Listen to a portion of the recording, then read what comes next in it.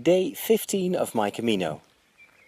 Today I accompany Jean-Paul to Logroño, where he will take the bus back to France. Vineyards to our right, olive trees to our left.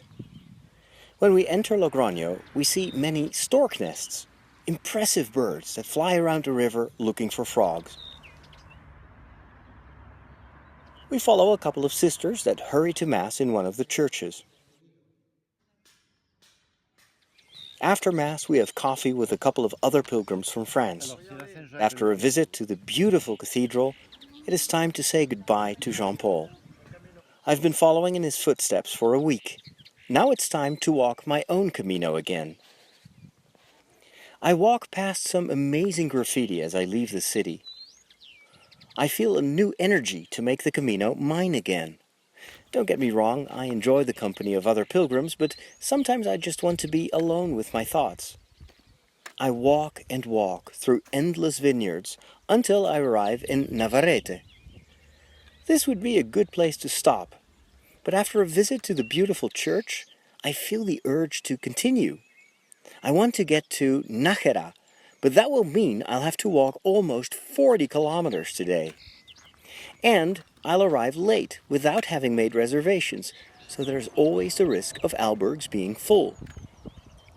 It is warm, the road is tough, and sometimes goes on forever next to a busy highway. And I'm out of water. I'm starting to regret my decision. Finally, I can see Nájera in the distance.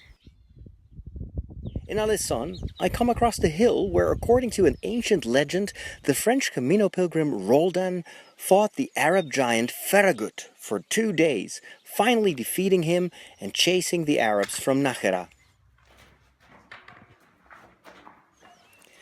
But I'm about to have my own gigantic problem.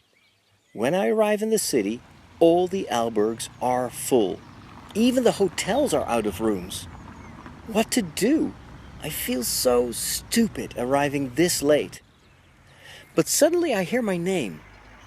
2 Italian pilgrims I met earlier offer to help and ask the Clarist sisters if they have a place for me to stay. Mother Superior says I can sleep on the sofa in the parlor. That is what the gospel tells us to do, she says. We can't let this poor priest sleep outside.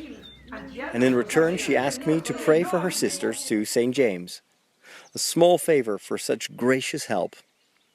I sleep under the watchful eye of St. Clare and St. Francis. God is watching over me.